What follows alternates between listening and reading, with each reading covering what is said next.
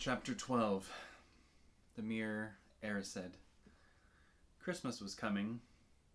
One morning in mid-December, Hogwarts woke to find itself covered in several feet of snow. The lake froze solid, and the Weasley twins were punished for bewitching several snowballs so that they followed Quirrell around, bouncing off the back of his turban. The few owls that managed to battle their way through the stormy sky to deliver mail had to be nursed back to health by Hagrid before they could fly off again. No one could wait for the holidays to start. While the Gryffindor common room and the Great Hall had roaring fires, the drafty corridors had become icy, and a bitter wind rattled the windows in the classrooms.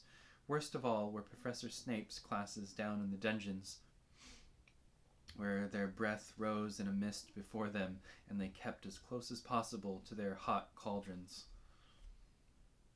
"I'd feel so sorry," said Draco Malfoy, one potion class, "for all those people who have to stay at Hogwarts for Christmas because they're not wanted at home."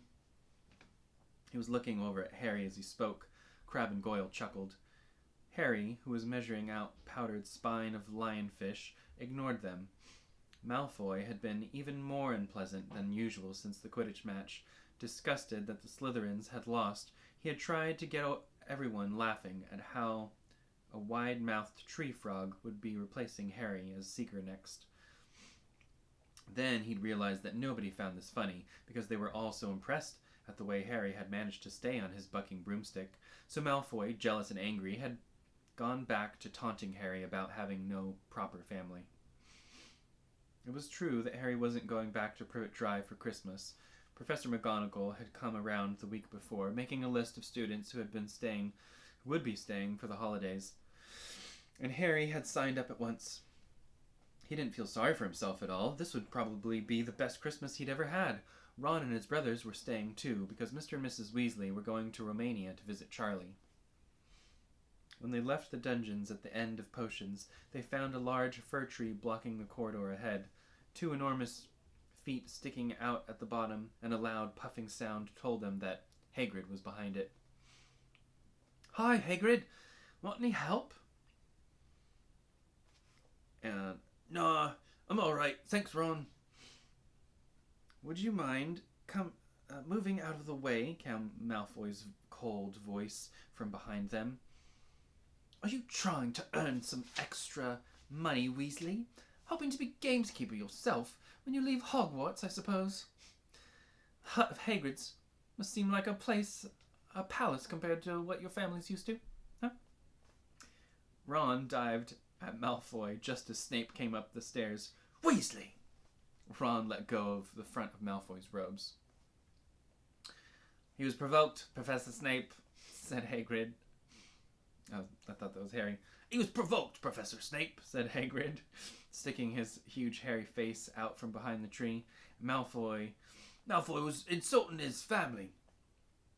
"Be that as it may, fighting is against Hogwarts rules, Hagrid," said Snape silkily. 5 points from Gryffindor. Weasley, and be grateful it isn't more. Move along, all of you." Malfoy, Crabbe, and Goyle pushed roughly past the tree, scattering needles everywhere and smirking. "I'll get him," said Ron, grinding his teeth at Malfoy's back.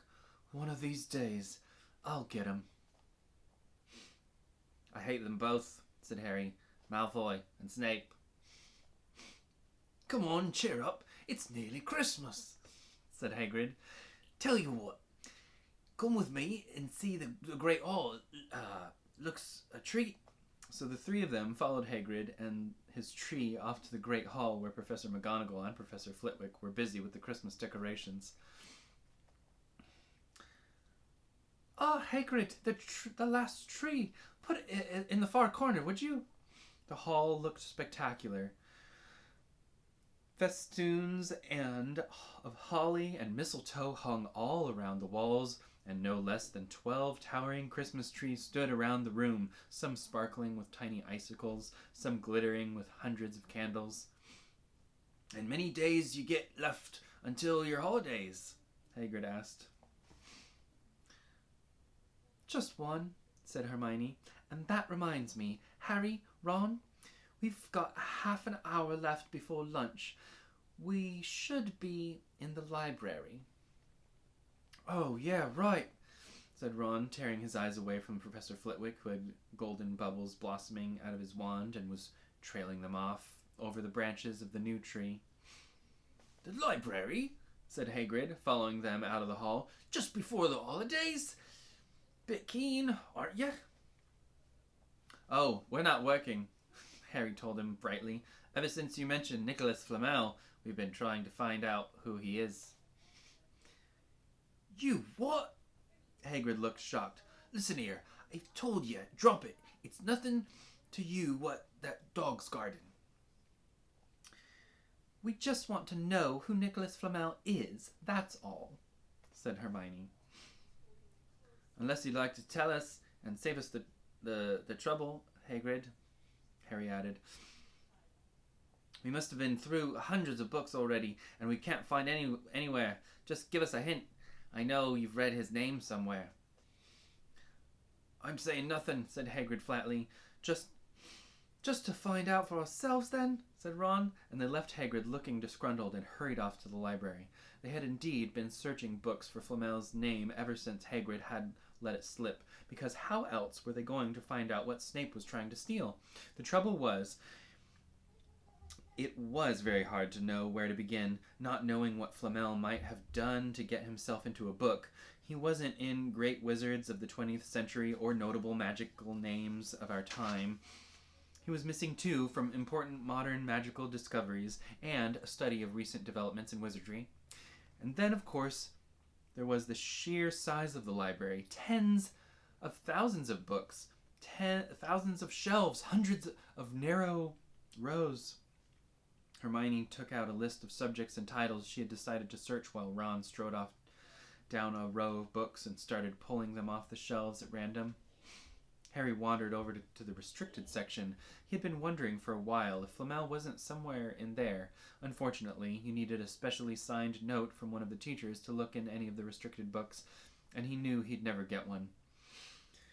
These were the books containing powerful dark magic never taught at Hogwarts, and only read by older students studying advanced defense against the dark arts. "What are you looking for, boy?" "Nothing," said Harry. Madame Pince, the librarian, with a deep voice, brandished a feather duster at him. "You'd better get out, then. Go on, out." Wishing he'd been a bit quicker at thinking up some story, Harry left the library. He, Ron, and Hermione had already agreed they'd better not ask Madame Pince where they could find Flamel. They were sure she'd be able to tell them, but they couldn't risk Snape hearing what they were up to. Harry waited outside in the corridor to see if the other two had found anything, but he wasn't very hopeful. They had been looking for 2 weeks, after all, but as they only had odd moments between lessons, it wasn't surprising they'd found nothing. What they really needed was a nice long search without Madame Pince breathing down their necks. 5 minutes later, Ron and Hermione joined him, shaking their heads. They went off to lunch. "You will keep looking while I'm away, won't you?" said Hermione. "And send me an owl if you find anything." "And if you could ask your parents if they know who Flamel is," said Ron. "It'd be safe to ask them." "Very safe, as they're both dentists," said Hermione.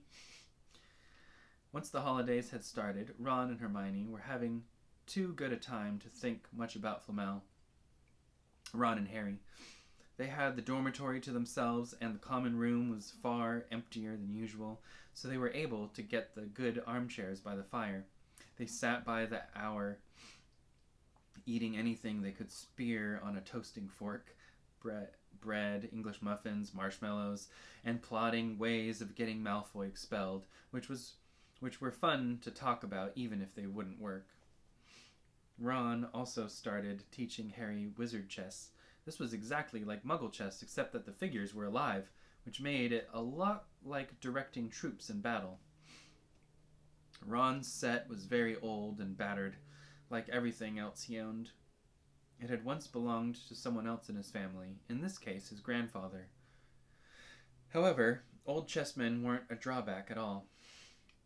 Harry knew them so well, he never had trouble getting them to do what he wanted. Ron knew them so well. Harry played with chessmen Seamus Finnegan had lent him, and they didn't trust him at all. He wasn't a very good player yet, and they kept shouting different bits of advice at him, which was confusing. "Don't send me there! Can't you see his knight? Send him! We can't afford to lose him!" On Christmas Eve, Harry went to bed looking forward to the next day for the food and fun, but not expecting any presents at all. When he woke early in the morning, however, the first thing he saw was a small pile of packages at the foot of his bed. "Merry Christmas!" said Ron sleepily, as Harry scrambled out of bed and pulled on his bathrobe. "You too," said Harry. "Wee, look at all this. I've got some presents." "What did you expect? Turnips?" said Ron, turning to his own pile, which was a lot bigger than Harry's.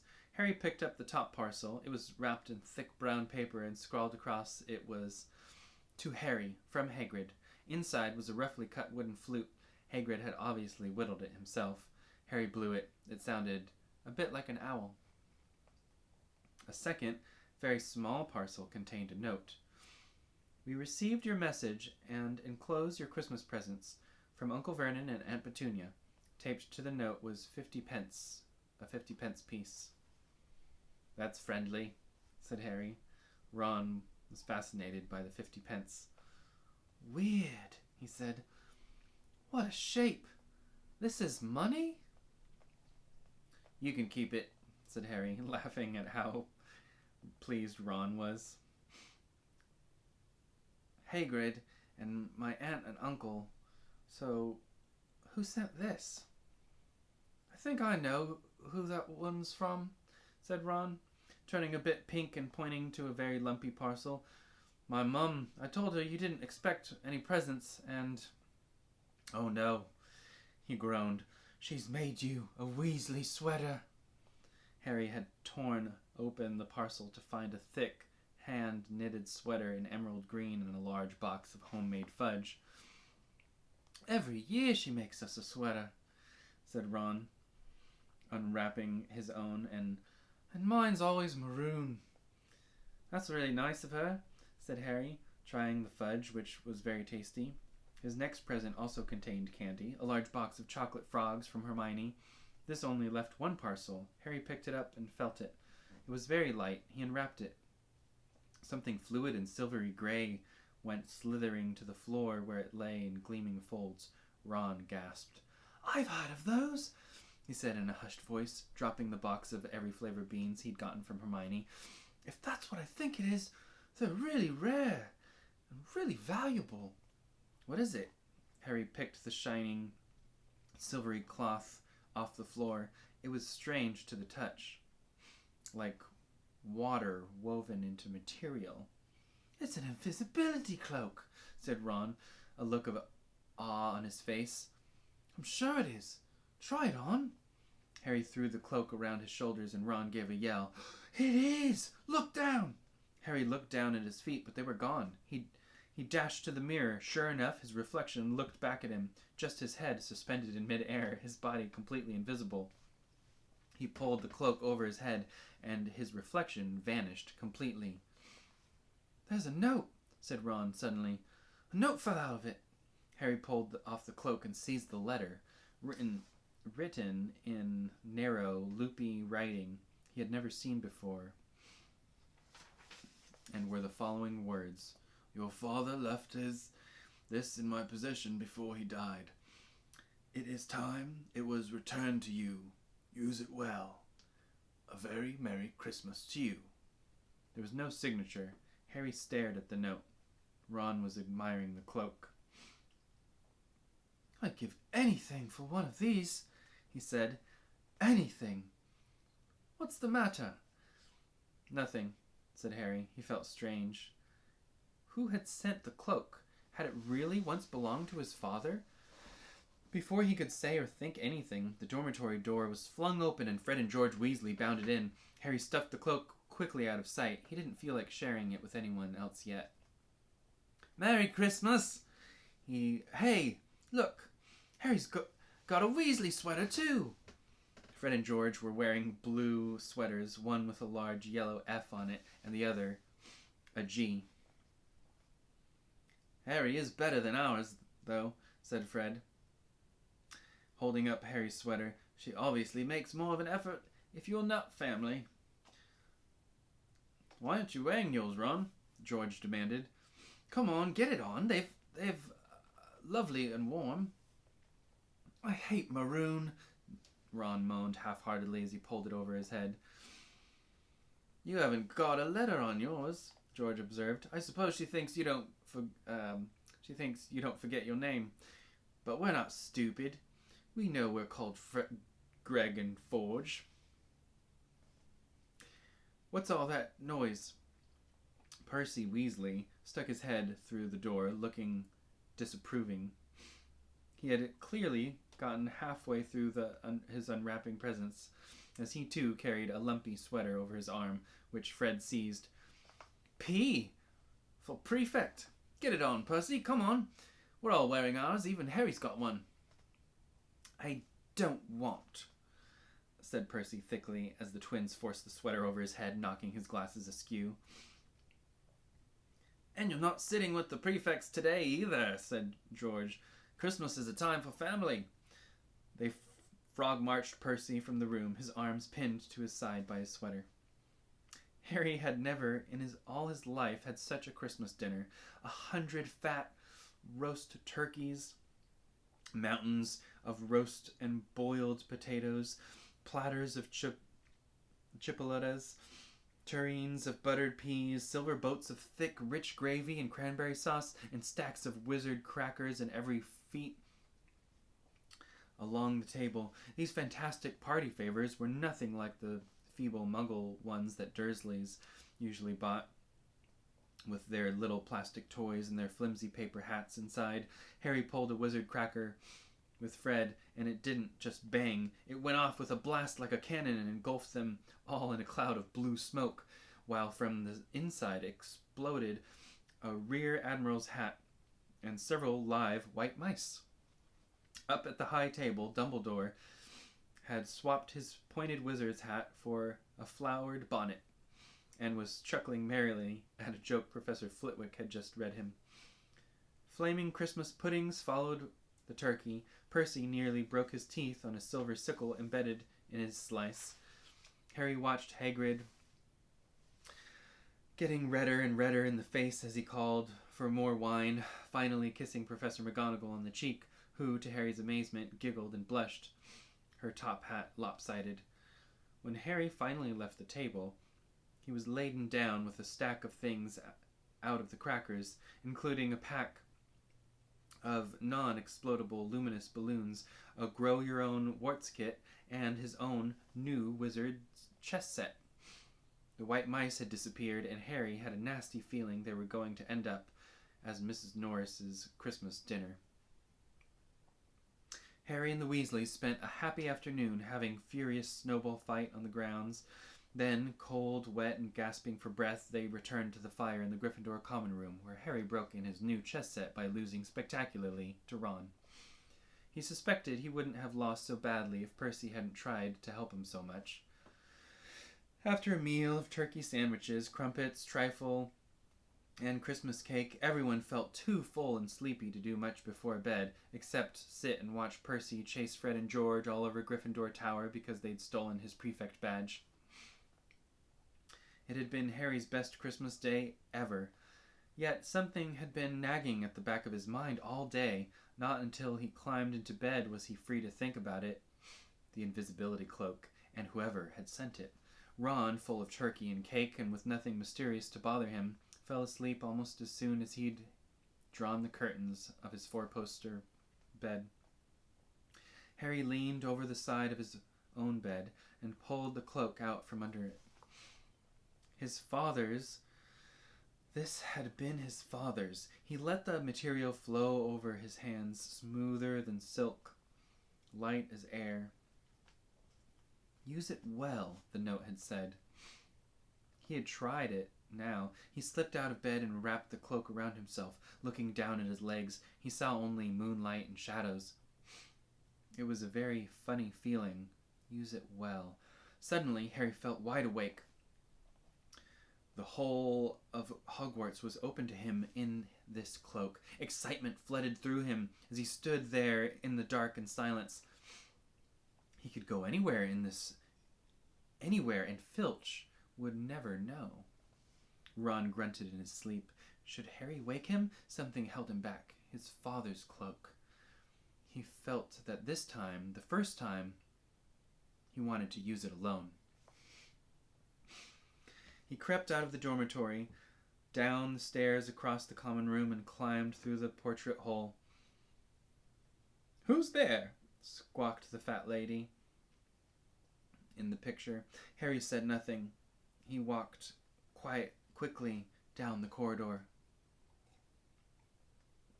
Where should he go? He stopped, his heart racing, and thought. And then it came to him. The restricted section in the library. He'd be able to read as long as he liked, as long as it took to find out who Flamel was. He set off, drawing the invisibility cloak tight around him as he walked. The library was pitch black and very eerie. Harry lit a lamp to see his way along the rows of books. The lamp looked as if it was floating along in mid-air, and even though Harry could feel his arm supporting it, the sight gave him the creeps. The restricted section was right at the back of the library. Stepping carefully over the rope that separated these books from the rest of the library, he held up his lamp to read the titles. They didn't tell him much. Their peeling, faded gold letters spelled words and languages Harry couldn't understand. Some had no title at all. One book had a dark stain on it that looked horribly like blood. The hairs on the back of Harry's neck prickled. Maybe he was imagining it, maybe not, but he thought a faint whispering was coming from the books, as though they knew someone was there who shouldn't be. He had to start somewhere. Setting the lamp down carefully on the floor, he looked along the bottom shelf for an interesting-looking book. A large black and silver volume caught his eye. He pulled it off and out of the shelf with some difficulty, because it was very heavy, and balancing it on his knees, let it fall open. A piercing, blood-curdling shriek split the silence. The book was screaming.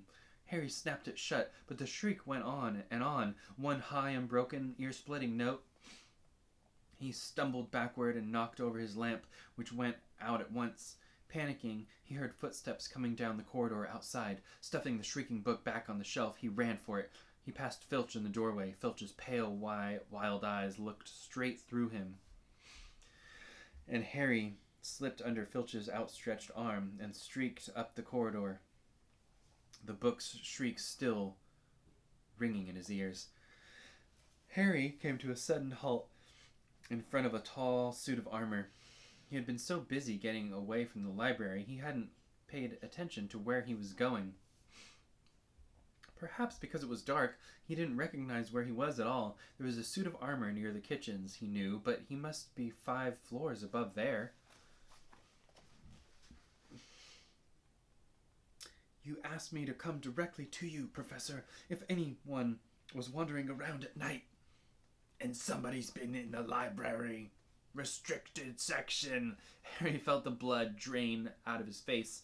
Wherever he was, Filch must know a shortcut, because his soft, greasy voice was getting nearer, and to his horror, it was Snape who replied.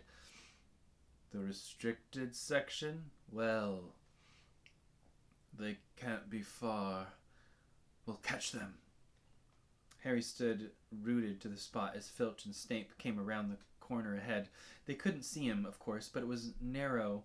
It was a narrow corridor, and if they came much nearer, they'd knock right into him. The cloak didn't stop him from being solid. He backed away as quietly as he could. A door stood ajar to his left.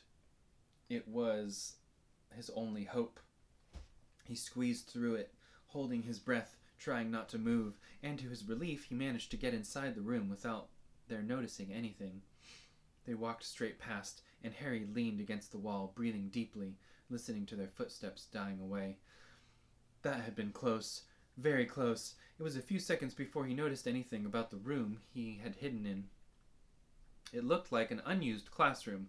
The dark shapes of desks and chairs were piled against the walls, and there was an upturned waste paper basket. But propped against the wall facing him was something that didn't look as if it belonged there, something that looked as if someone had just put it there to keep it out of the way. It was a magnificent mirror, as high as the ceiling, with an ornate gold frame standing in 2 clawed feet. There was an inscription carved around the top. Erised stra eru oet edibu kafru oit on hoisai. His panic fading now that there was no sound of Filch and Snape, Harry moved nearer to the mirror, wanting to look at himself but see no reflection again. He stepped in front of it. He had to clap his hands to his mouth to stop himself from screaming. He whirled around. His heart was pounding far more furiously than when the book had screamed, for he had seen not only himself in the mirror, but a whole crowd of people standing right behind him. But the room was empty. Breathing very fast, he turned slowly back to the mirror. There he was, reflected in it, white and scared looking, and there, reflected behind him, were at least 10 others. Harry looked over his shoulder, but still no one was there. Or were they all invisible too? Was he in fact in a room full of invisible people, and this mirror's trick was that it reflected them, invisible or not? He looked in the mirror again. A woman standing right behind him, his reflection was smiling at him and waving.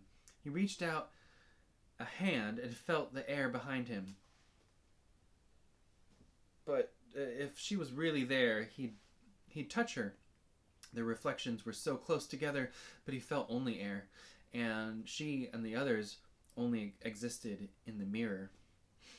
She was a very pretty woman. She had dark hair, red hair, and her eyes are just like mine, Harry thought, edging a little closer to the glass. Bright green, exactly the same shape, but then he noticed that she was crying. Smiling, but crying at the same time. The tall, thin, black-haired man standing next to her put his arm around her.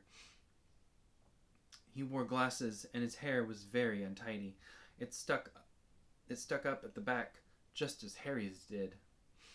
Harry was so close to the mirror now that his nose was nearly touching that of his reflection. "Mum," he whispered. "Dad?"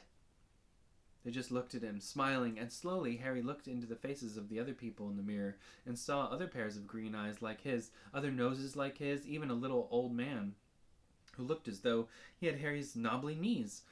Harry was looking at his family for the first time in his life. The Potter smiled and waved at Harry, and he stared hungrily back at them. Hungrily.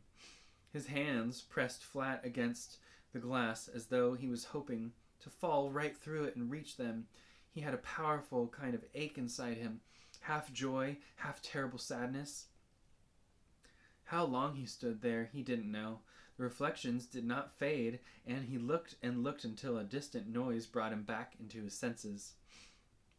He couldn't stay there. He had to find his way back to bed. He tore his eyes away from his mother's face, whispered, "I'll come back," and hurried from the room. "You could have woken me up," said Ron crossly.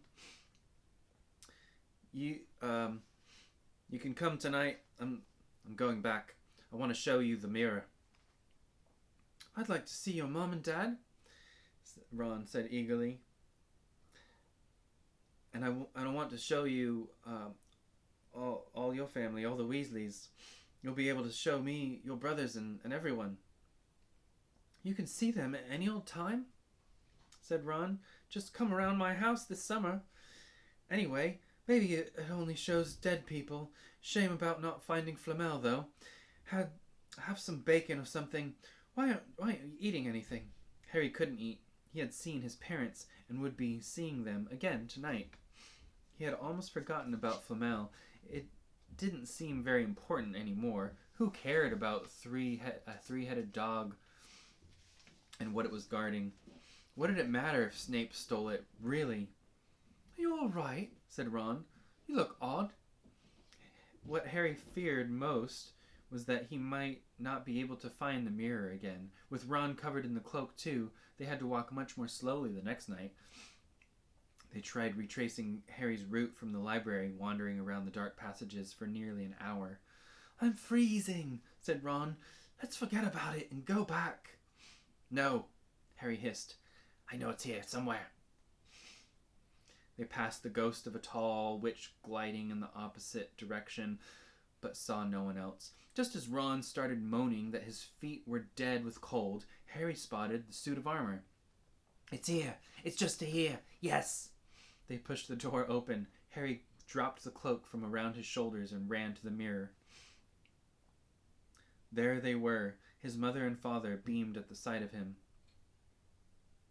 "See?" Harry whispered. "I can't see anything. Look at them all. There are loads of them. I can only see you. Look at it properly. Go on. Stand where I am." Harry stepped aside, but with Ron in front of the mirror, he couldn't see his family anymore, just Ron in his paisley pajamas. Ron, though, was staring transfixed at his image. "Look at me," he said. "Can you see all your family standing around you?" "No, I'm alone. But I'm different. I look older. And I'm head boy." "What?" I'm wearing the badge like Bill used to. I'm holding the house cup and the Quidditch cup. I'm Quidditch captain too." Ron tore his eyes away from his splendid sight to look excitedly at Harry. "Do you think this mirror shows the future?" "How can it? All my family are dead." "Let me have another look." "You had it to yourself last night. Give me a bit more time." "You're only holding the Quidditch cup. What's interesting about that? I want to see my parents." "Don't push me!" A sudden noise outside in the corridor put an end to their discussion. They hadn't realized how loudly they had been talking. "Quick!" Ron threw the cloak back over them as the luminous eyes of Mrs. Norris, the cat of security, came round the door. Ron and Harry stood quite still, both thinking the same thing. Did the cloak work on cats? After what seemed an age, she turned and left. "This isn't safe. She might have gone for Filch. I bet she heard us. Come on!" And Ron pulled Harry out of the room. The snow still hadn't melted the next morning. "Want to play chess, Harry?" said Ron. "No." "Why don't we go down and visit Hagrid?" "No." "You go." "I know what you're thinking about, Harry. That mirror." "Don't go back tonight." "Why not?" "I don't know. I just got a bad feeling about it. And anyway, you've had too many close shaves already. Filch, Snape, and Mrs. Norris, and wandering around. So what if they can't see you? What if they walk into you? What if you knock something over?" "You sound like Hermione." "I'm serious, Harry. Don't go." But Harry only had one thought in his head, which was to get back in front of that mirror, and Ron wasn't going to stop him. That third night, he found his way more quickly than before. He was walking so fast he knew he was making more noise than he was wise, but he didn't meet anyone. And there were his mother and father smiling at him again, and one of his grandfathers nodding happily. Harry sank down to sit on the floor in front of the mirror. There was nothing to stop him from staying here all night with his family. Nothing at all, except... "So, back again, Harry." He felt as though his insides had turned to ice. He looked behind him. Sitting on one of the desks by the wall was none other than Albus Dumbledore. Harry must have walked straight past him, so desperate to get to the mirror he hadn't noticed him. I didn't see you, sir." "Strange. how nearsighted being invisible can make you, said Dumbledore, and Harry was relieved to see that he was smiling. So, said Dumbledore, slipping off the desk to sit on the floor with Harry. you, like hundreds before you, have discovered the delights of the Mirror of Erised. I didn't know it was called that, sir. But I expect you've realized by now what it does. It shows me my family. It showed your friend Ron himself as head boy. How did you know? I didn't need a cloak to become invisible, said Dumbledore gently. Now can you think what the Mirror of Erised shows us all? Harry shook his head. Let me explain. The happiest man on earth would be able to use the Mirror of Erised like a normal mirror. That is, he would look into it and see himself exactly as he is. Does that help? Harry thought. Then he said slowly, it shows us what we want. Whatever we want. Yes and no, said Dumbledore quietly. It shows us nothing more or less than the deepest, most desperate desires of our hearts. You have never known your family. See them standing around you. Ronald Weasley, who has always been overshadowed by his brothers, sees himself standing alone, the best of all of them. However, this mirror gives us neither knowledge or truth. Men have wasted away before it, entranced by what they have seen, or been driven mad, not knowing if what it shows is real or even possible. The mirror will be moved to a new home tomorrow, Harry, and I ask you not to go looking for it again. If you ever do run across it, you will now be prepared. It does not do to dwell on dreams and to forget to live. Remember that. Now why don't you put that admirable cloak back on and get off to bed? Harry stood up. Sir, Professor Dumbledore, can I ask you something? Obviously, you've just done so. Dumbledore smiled. You may ask me one more thing, however. What do you see when you look in the mirror? I see myself holding a pair of thick woolen socks. Harry stared. One can never have enough woolen socks, said Dumbledore. Another Christmas has come and gone, and I didn't get a single pair. People will insist on giving me books. It was only when he was back in bed that it struck Harry that Dumbledore might not have been quite truthful. But then, he thought as he shoved Scabbers off his pillow, it had been quite a personal question. And that is the end of chapter 12. Next chapter is 13, Nicholas Flamel.